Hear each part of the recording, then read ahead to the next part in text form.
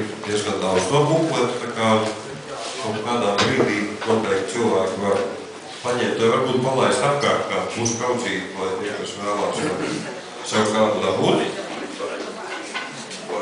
Es ļoti ceru, ka šovakar man izdosies atrast atbildi uz jautājumu, kas man jau nomoka. Tas ir tas, ko tikko Šitko kungs teica, ka jo vairāk mēs izmantojam šos atjaunojamos energoresursus, jo vairāk mums ir jāmaksā par elektroenerģiju, piemēram. Tas ir tāds paradoks, kuru, teikšu godīgi, man būtu interesanti uzzināt, kāpēc tā kaut galvā. Jā, vairāk tiek izmantot tā enerģija, kas neko nemaksā. Saules gaisma, piemēram, kā tikko dzirdēt. Tā, dodam vārdu otrajam runātājiem. Tas ir doktors Boris Poļakovs, Latvijas Universitātes Cientofizikas institūta vadošais pētējs. Viņš tad tieši par saules enerģijas izmantošanu. Lūdzu, Boris.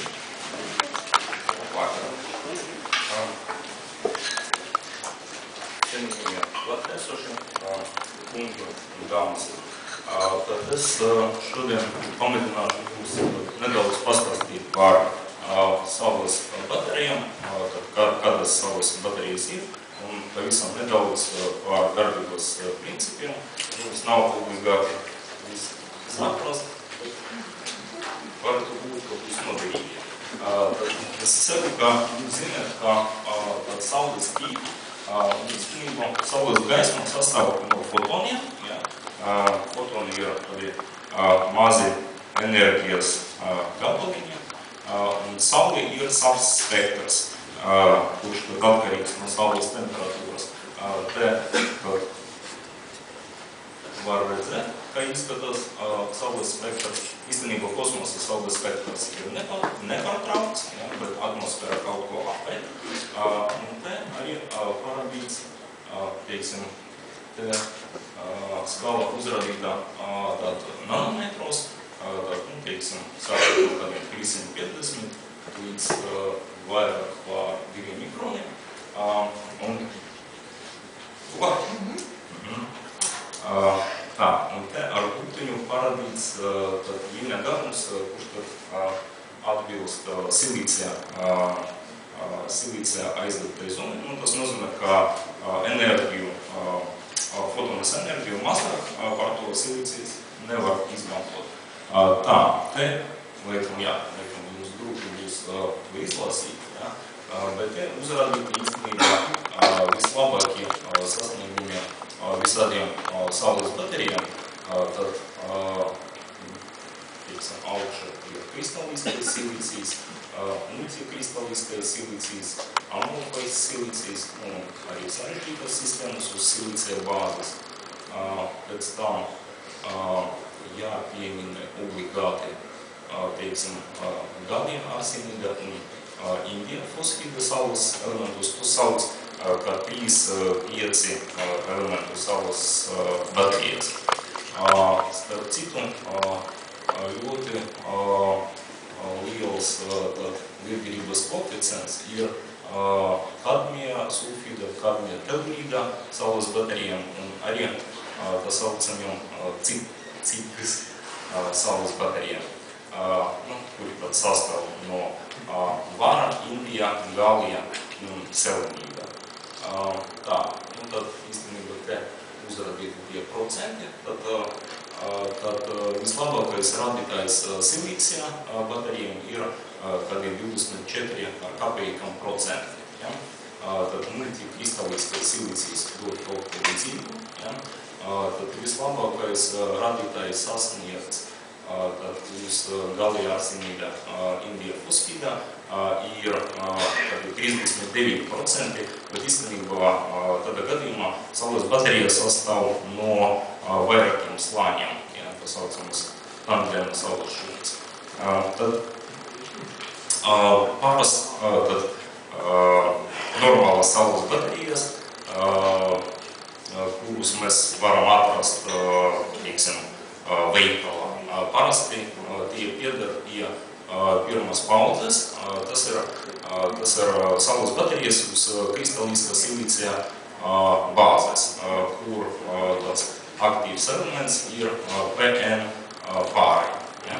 Otra paudze tur vairs neizmanto, teiksim, kristaliska silīciju, kuru tad izgriež no veiferiem, bet izmanto silīcija plānas kārtiņas. Tad saules baterijas dod mazāk enerģijas, bet tie maksā arī mazāk. Ja? Līdz ar to īstenībā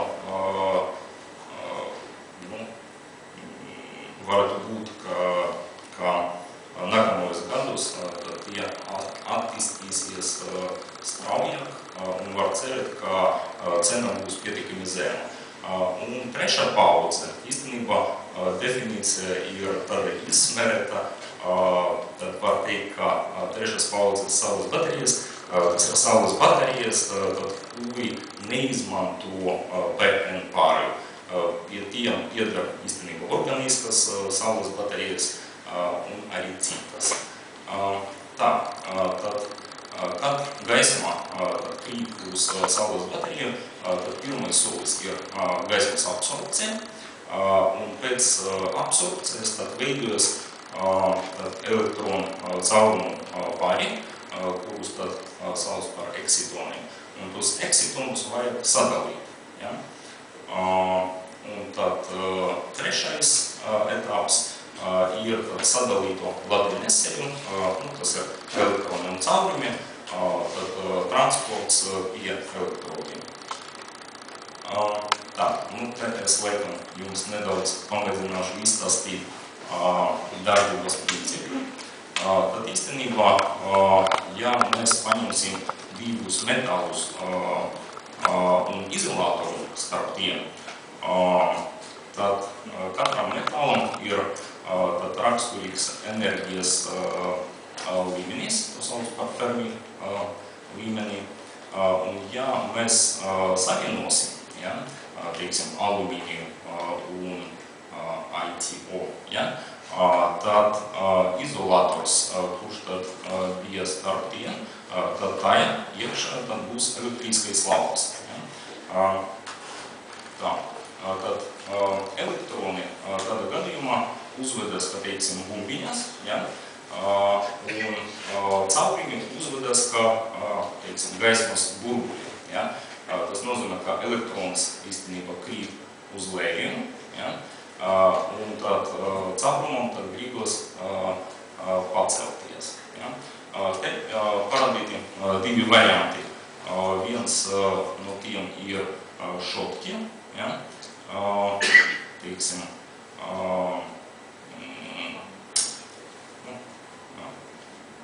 kontakts. Un otrs ir tā saucamais Getera pārējas, ja, dizains. Tad, teiksim, šotki ir vienkāršākais variants, ja, bet parasti dod viszemāko efektivitāti. Un, teiksim, hetero pārējas variants izmanto, piemēram, organiskas saules baterijas. Ja.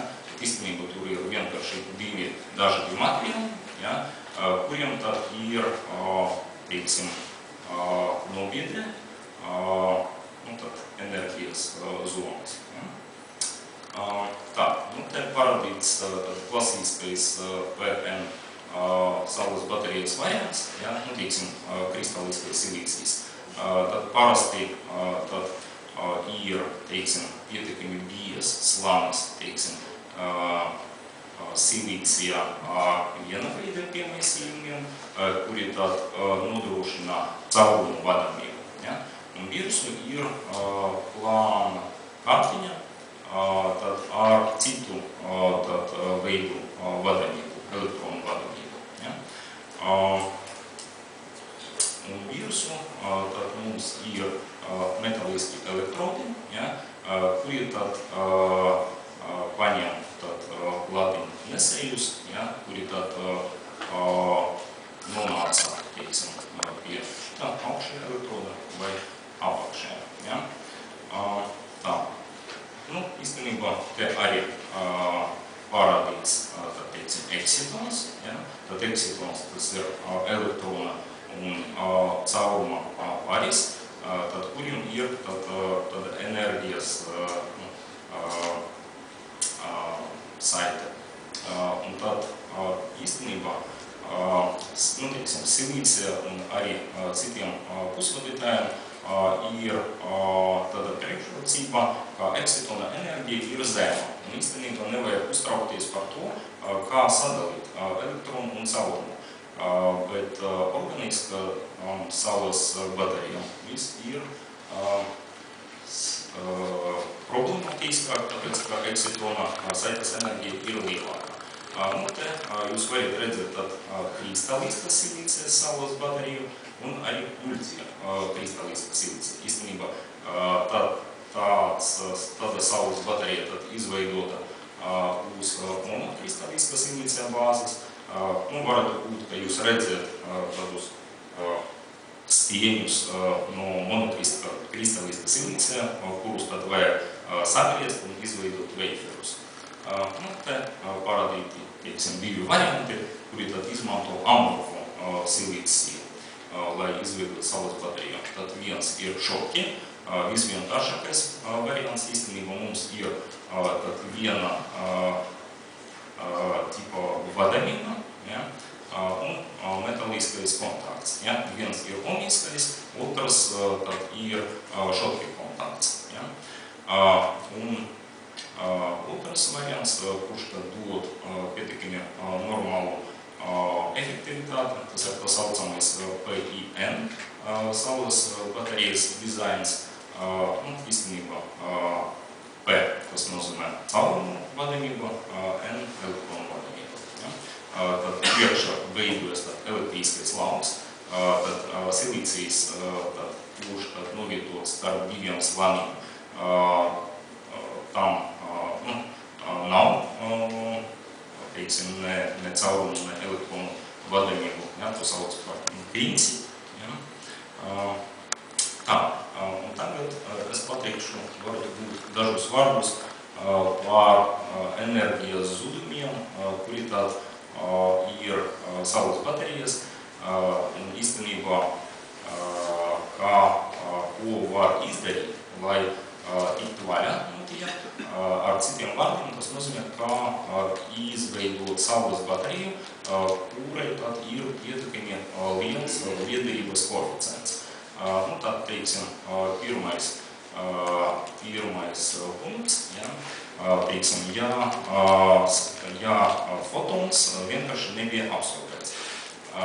Otrais punkts ir, teiksim, fotona absorpcija, un fotonam ir enerģija, kura tad daudz, teiksim, lielākā nekā aizlikta zona silīcijā, piemēram. Tas nozīmē, ka mēs varam izmantot tikai to enerģijas daļu, kura tad atbild silīcijā aizliktai zonai. Un tad pārējā daļa tad vienkārši iet zudumos. Tas nozīmē, ka saules šūnai vienkārši temperatūra paaugstinās. Ja? Trešais un ceturtais momenti, tas ir enerģijas zudumi pārējais reģiona vai kontakta reģiona. Ja? Un pēdējais ir elektronu un caurumu rekombinācija. Tas nozīmē, ka, kad elektrons un caurums satikās, tad tie var savienoties un pazust. Un nekāda labuma no tā nebūs.